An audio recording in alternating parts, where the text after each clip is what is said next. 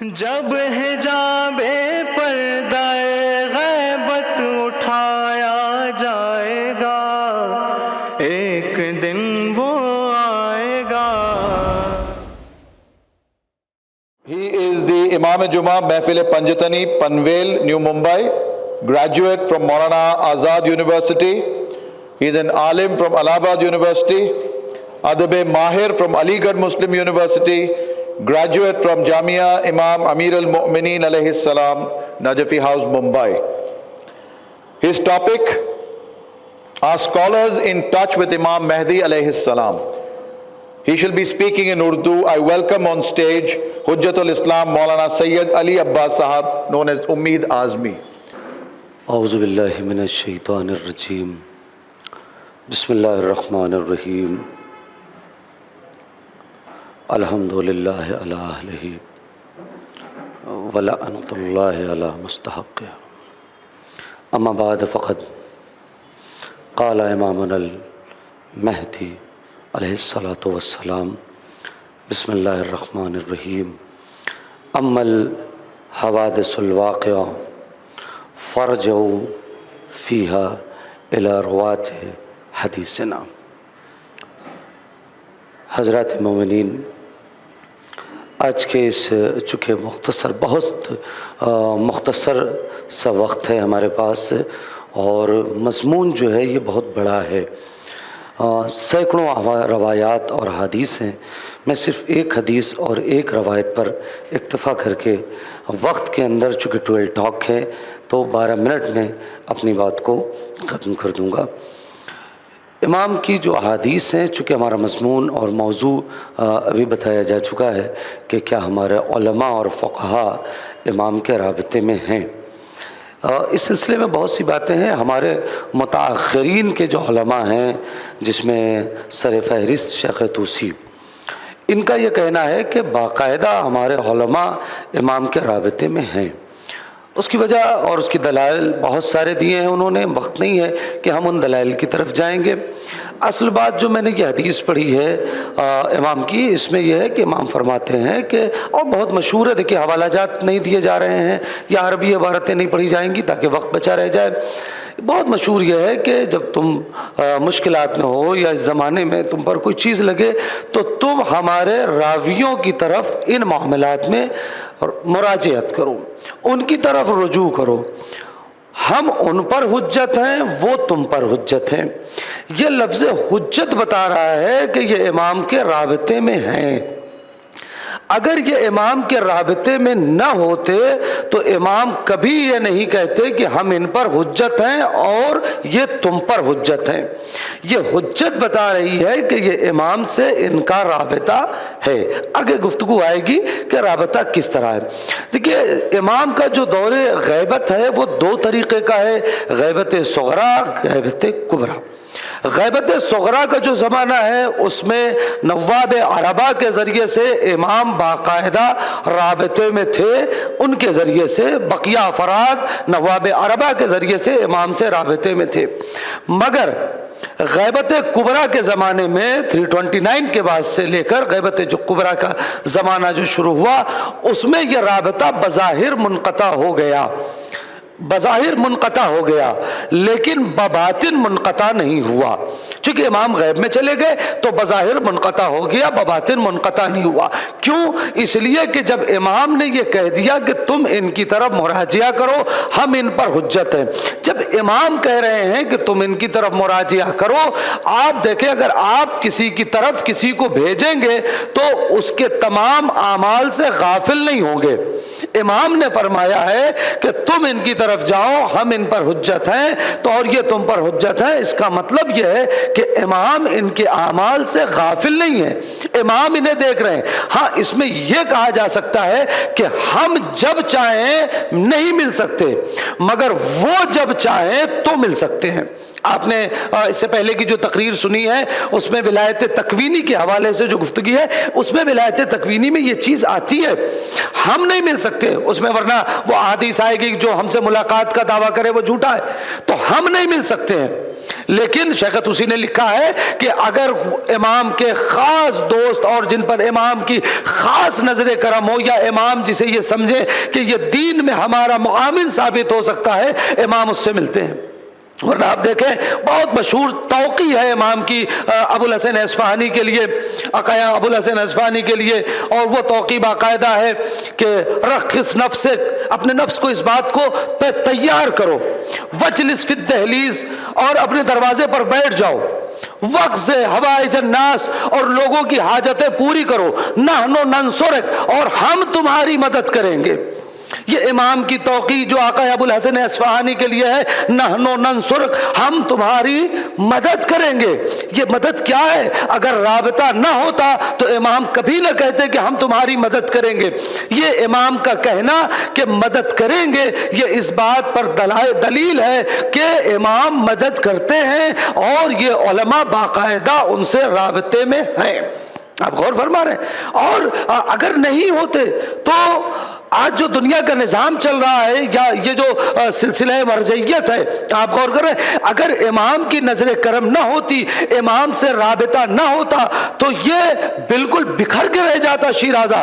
جیسے بعض افراد کا آپ دیکھتے ہیں، چونکہ کوئی ذمہ دار نہیں تھا، کوئی رابطہ نہیں تھا۔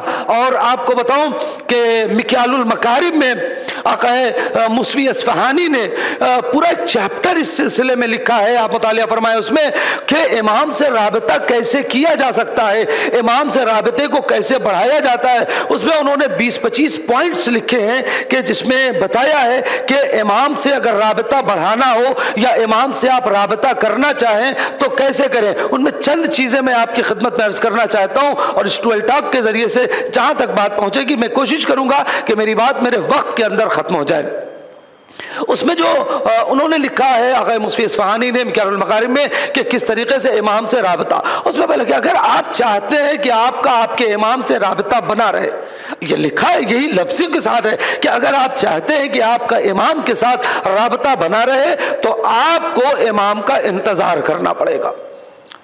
انتظار امام سے رابطے کی بہترین دلیل ہے، اس لیے کہ انتظار اسی کا کیا جاتا ہے جس سے ٹچ ہوتا ہے، انتظار اسی کا کیا جاتا ہے جس سے رابطہ ہوتا ہے۔ جس سے رابطہ نہیں ہے آپ ان کا انتظار نہیں کرتے ہیں۔ مثلا آپ اگر یہاں پر لے لیں، بہت سے علماء اس شہر کے اندر ہیں، مگر آپ انتظار اس عالم کا کر رہے ہیں جس سے آپ نے وعدہ لیا ہے آج کے پروگرام کا، جس سے آپ نے آج کے پروگرام کا وعدہ لیا ہے، جس سے آپ پچھلے 1-1.5 مہینے سے رابطے میں ہیں، جس سے 1-1.5 مہینے سے ٹچ میں ہیں۔ ورنہ میں جانتا ہوں کہ ہو سکتا ہے بعض بزرگان یا بعض علماء ان سے زیادہ آپ کے قریب ہوں، لیکن جن سے آپ نے رابطہ کیا ہے آپ ان کا انتظار کر رہے ہیں، تو انتظار ان کا کیا جاتا ہے جس سے رابطہ ہوتا ہے۔ لہٰذا جتنا انتظار مضبوط ہوتا جائے گا اتنا امام سے رابطہ مضبوط ہوتا جائے گا۔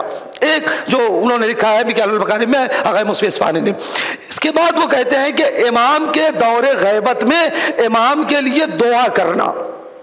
آپ غور کر رہے ہیں، وہ انہوں نے لکھا ہے کہ امام کے دور غیبت میں اگر کوئی چاہتا ہے کہ اپنے رابطے کو مضبوط کرے تو وہ امام کے لیے بہت، میں نے کہا 20-25 پوائنٹس ہے، میرے پاس وقت نہیں ہے کہ میں اس تفصیل میں جاؤں۔ امام سے رابطہ رکھنا چاہتا ہے تو وہ امام کے لیے دعا کرے۔ پھر وہی بات یہ ہے کہ دعا اسی کے لیے کی جاتی ہے جس سے رابطہ ہوتا ہے۔ جو افراد آپ کے رابطے میں نہیں ہے، جنہیں آپ جانتے نہیں ہیں، ان کے لیے تصور دعا نہیں ہے۔ اگر آپ مومنین مومنات مسلمین تو کہیں نہ کہیں رابطہ ہے۔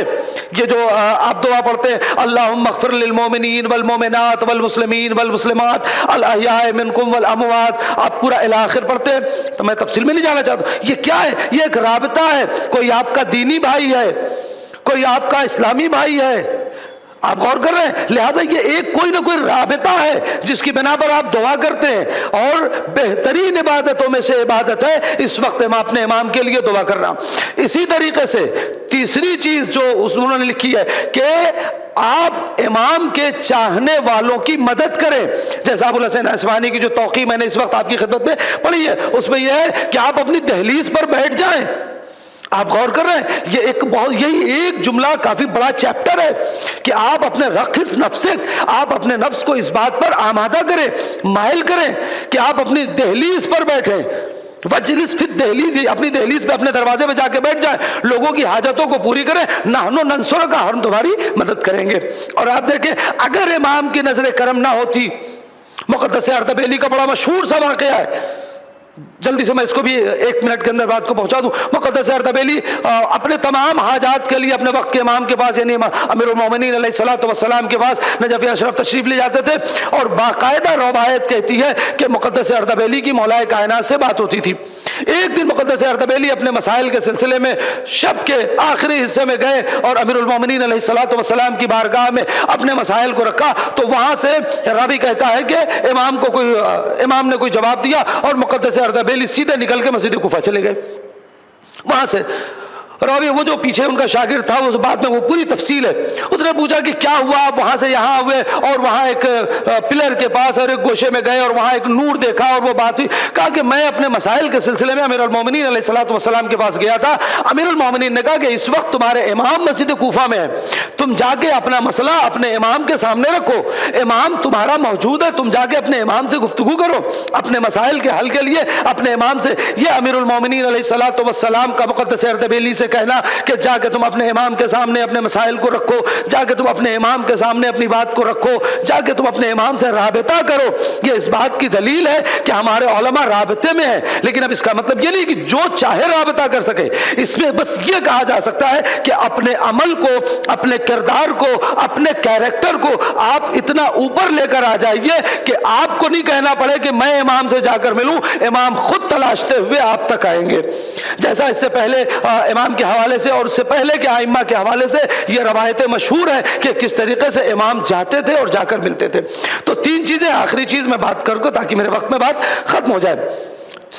امام کے جو شیعہ ہیں، امام کے جو چاہنے والے ہیں، ان کی مدد کرنا، اس کے علاوہ امام سے منسوب جو دعائیں ہیں ان کی تلاوت کرنا اور لوگوں کو اس تلاوت پر آمادہ کرنا۔ آپ غور کریں، دعائے ندبہ ہے، امام کی سلامتی کی دعا ہے، زیارت آل یاسین ہے، ان کی خود بھی تلاوت کرنا اور اس کے بعد اس تلاوت کی طرف لوگوں کو مائل کرنا امام سے رابطے کو مضبوط کرتا ہے۔ چونکہ ان کے جب آپ مفاہیم میں، ان دعاؤں کے مفاہیم میں جائیں گے تو آپ کو لگے گا کہ رابطہ ہے۔ اور اگر کوئی، بس میں آخری بات، چونکہ 36 سیکنڈ میرے پاس بچے ہیں، آخری بات میں کہہ کے بات کو ختم کروں، اگر کوئی یہ کہتا ہے کہ امام سے رابطہ نہیں ہو سکتا تو اس کا مطلب یہ ہے کہ وہ کہہ سکتا ہے کہ خدا سے بھی رابطہ نہیں ہو سکتا ہے، اس لیے کہ جس طریقے سے امام پردہ غیب میں ہے، خدا بھی تو ظاہر نہیں ہو سکتا۔ کون بندہ ہے جو یہ کہہ سکتا ہے کہ وہ بندہ ہو کر اپنے خدا کے رابطے میں نہیں ہے؟ آپ غور کر رہے ہیں، پروردگار عالم نے کہا ہے کہ اے میرے بندوں گھبرانا نہیں، میں تمہاری رگ، نحن اقرب من حبل الورید، میں تمہاری رگ جاں سے زیادہ قریب ہوں۔ یہ رگ جاں سے زیادہ قریب خدا ہے، تو اس کا مطلب یہ ہے کہ جب خدا رگ جاں سے زیادہ قریب ہے تو خدا نے جسے ہم پر حجت بنا کر بھیجا ہے وہ بھی رگ جاں سے زیادہ قریب ہے۔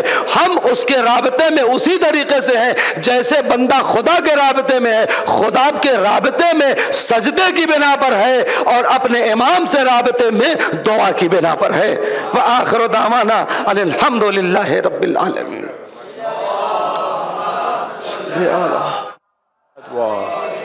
جزاک اللہ مولانا صاحب۔ On behalf of 12 Talks, we present a small token of appreciation to Maulana Sahab. Summarizing what Maulana Sahab said, his topic was our scholars in touch with Imam Mahdi alayhi salam. He has quoted some hadith from Imam Mahdi alayhi salam where the Imam has asked the people to connect with the scholars who are then connected with the Imam himself. Maulana Sahab also mentioned that we cannot meet the Imam, but if the Imam alayhi salam wants to meet, he can meet the selected people. How would one connect with the Imam? Maulana Sahab in his speech gave us a few pointers where he said to do intizar, to do dua and to help your brethren. Sadaqallahul Aliyyul Azim.